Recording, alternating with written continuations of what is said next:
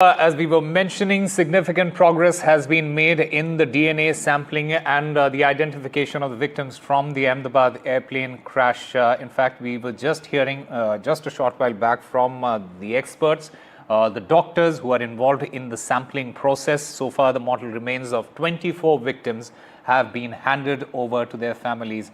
And among those is also the former Chief Minister of Gujarat, Mr. Vijay Rupani. We'll try and understand the details about the DNA sampling. I'm currently joined by Aarti Jyotiram Kamble, Director, Principal Researcher and Senior Forensic Expert at National Forensic Consortium, NFC India.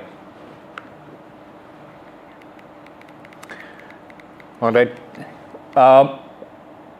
Aarti ma'am, just give us a sense of, we have been speaking about the degradation process and in a high impact, high energy crash like this one, the Ahmedabad air incident, and we have been hearing it from our reporters as well. The bodies of these of the victims, they would likely be severely damaged, right? So in that particular case, how significantly does this level of damage and the potential charring impact the quality of the DNA sampling, and how is it then extracted? The DNA is extracted from there. Yeah, see, whenever this kind of tragedies happen, there are mostly the samples are maybe charred and decomposed. So there will be a very difficult task to extract the DNA samples or from their present decomposed bodies or the charred bodies. First of all, we have to take DNA samples from their bones and teeth, which are present, which are intact. Or if the muscles are there, then we have to take or extract the samples from their intact muscles. So these are the deceased samples, and for matching them, we have to take and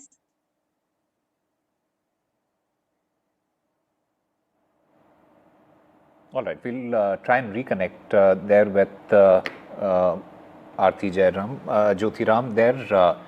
We'll try and get a sense of how degradation of the bodies affect the DNA sampling as well as the contamination, etc. Aarti ji, please go ahead. You were saying, you were explaining this. Yes, please go ahead.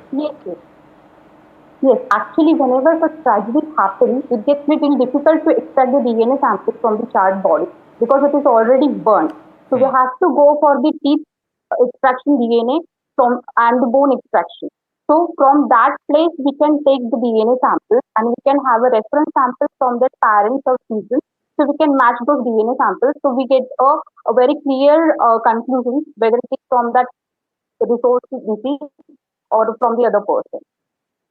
There is also this fear of the mixing of remains, and this is something that the doctors, the experts must have faced. When there is severe commingling of these remains, how do you then ensure that the tissue that is collected for DNA analysis, it truly belongs to a single individual, and what steps are taken to separate and then categorize these mixed samples?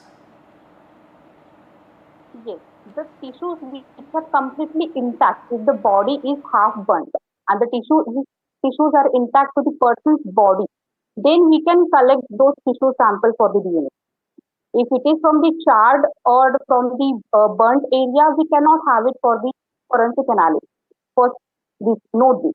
In that case, we have to go for the bone and for the tooth extraction process. So this extraction process is done by the forensic experts, and this is very sensitive because there are so many other things which are mixed or contaminating to that. So forensic experts, there are many scientific techniques to extract it. And after extraction, we have to go for the isolation technique. In isolation technique, we generally isolate DNA from those particular DNA extracted samples, and those samples are then isolated.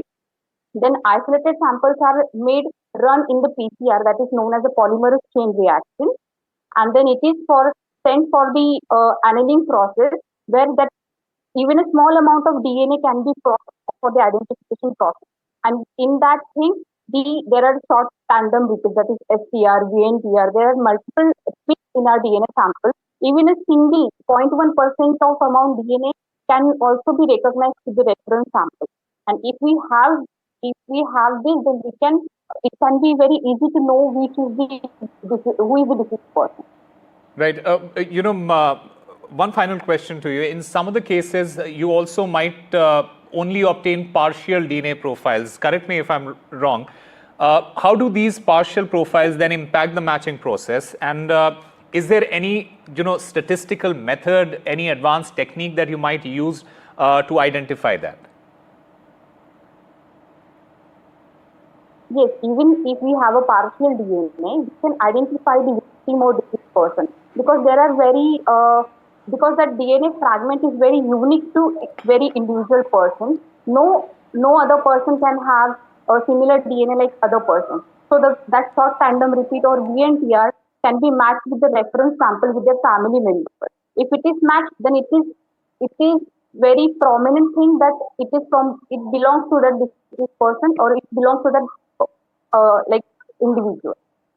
All right. So it is unique and identifiable. All right. Aartiji, And thank you in very such much. cases like mass tragedy, DNA is the only option to get a very known analysis to identify that victim or deceased person.